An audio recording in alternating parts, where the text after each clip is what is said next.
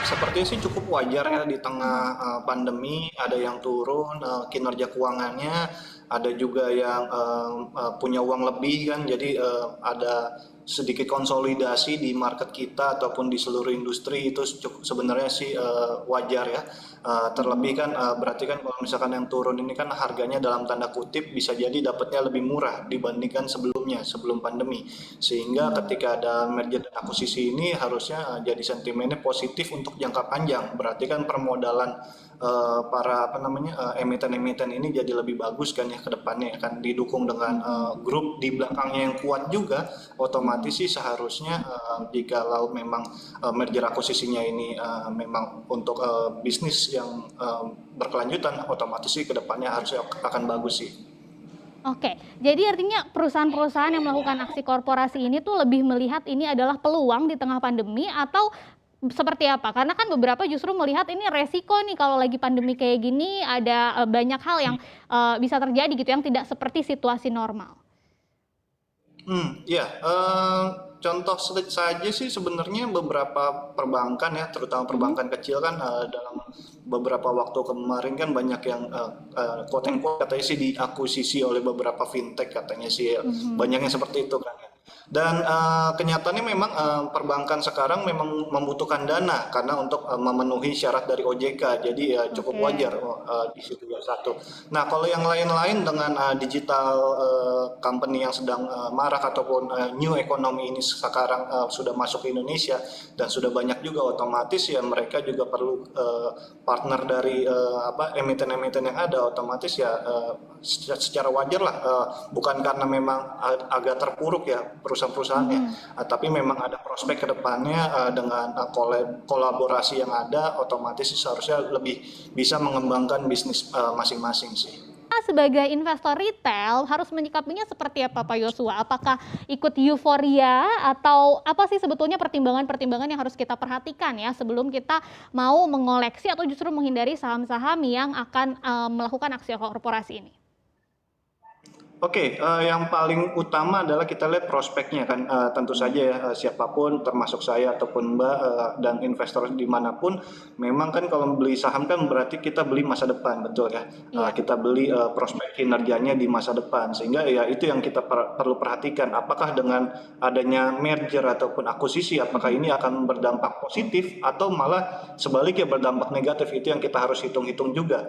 Plus mhm, satu lagi kalau tentang akuisisi ya, tentu saja mhm. nilai akuisisinya dari perusahaan sorry dari pemilik barunya, apakah itu ternyata bisa saja kan mereka mengakuisisinya diskon di bawah harga pasar.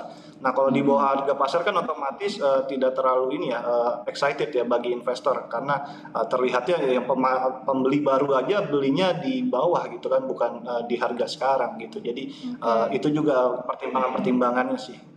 Mhm. Indikator apa kira-kira yang paling dasar yang harus kita cek dan recheck lagi ya ketika nanti ada suatu emiten yang akan melakukan aksi korporasi dan kita tahu gitu, apakah aksi korporasi ini akan berdampak ke prospek kedepannya lebih bagus atau malah sebaliknya? Oke, indikator utamanya ya dananya sebenarnya untuk apa dulu, intinya sih itu sih Mhm, Mbak.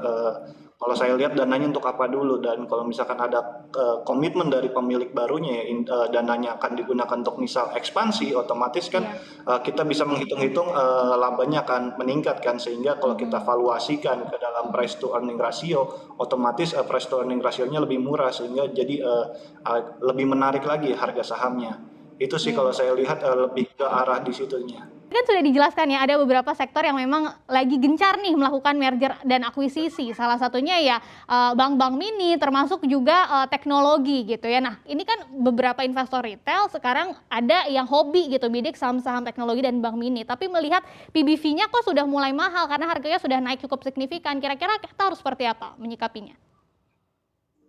Oke, yang perlu diperhatikan ya tentu saja ini kan sudah mahal ya dan kita harus perhatikan juga risk dan returnnya juga. Apakah dengan kita membeli yang sudah mahal ini berapa persen nih kemungkinan kita dapat return dibandingkan dengan berapa persen kita akan mengalami kerugian. Jadi kita harus hitung-hitung di situnya kan. Belum lagi Mhm, kalau kita berkaca di tahun bubble.com ya tahun 2000 awal kan di Amerika itu kan karena juga digital dan juga perbankan yang mungkin masuk ke dalam digital. Nah, sekarang sih kalau saya lihat kunci utamanya adalah sekarang sih sabar ya. Harus lihat dulu apakah dengan akuisisi tersebut ataupun merger yang ada ya itu apakah sudah akan tercermin dalam angkanya atau dalam laporan keuangan yang akan mungkin keluar nanti Q3 ataupun Q4 nanti. Jadi saya dengan karena sudah mahal, jadi saya sih sekarang lebih sabar dulu melihat apakah akan tercermin nih. Nah, kalau ternyata Oke, kinerjanya bagus, otomatis kan harga secara valuasi akan turun kan, dan iya. itu kita akan baru valuasi ulang sih. Adi Irawan tadi yang bilang proses merger akuisisi katanya semacam backdoor listing aja. Setuju nggak, Pak Yosua?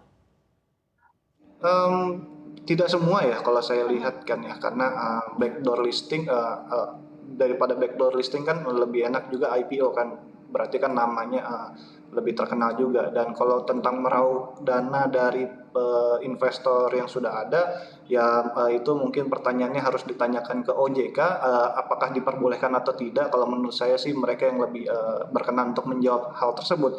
Tapi yang pasti sih sekarang kalau saya lihat akuisisi terutama ya dan merger itu dengan dana yang baru yang ada otomatis mereka memang terlihatnya sih untuk berekspansi ya lebih lebih tepatnya ya kalau saya lihat ya membuat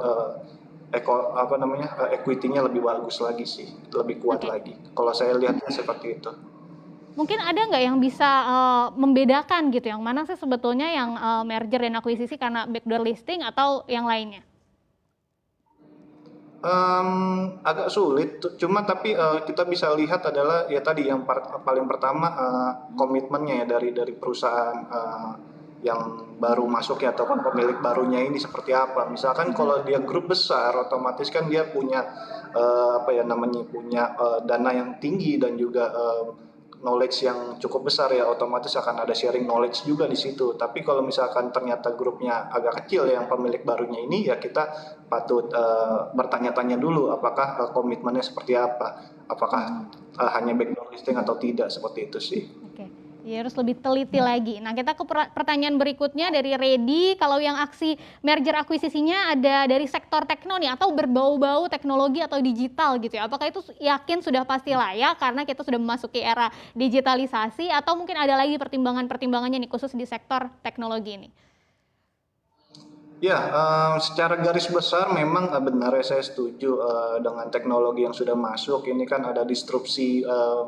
pasar yang cukup besar ya. Otomatis harusnya lebih efisien para para apa namanya para emiten-emiten ini. Jadi seharusnya sih oke. Cuma memang sekali lagi harus dilihat juga kan kita beli saham juga termasuk dari valuasinya ya. Kalau valuasinya ternyata sudah terlalu tinggi dan tidak apa namanya belum masuk akal untuk dia akan valuasinya akan turun lagi sehingga ya kita harus lebih cermat sih ya.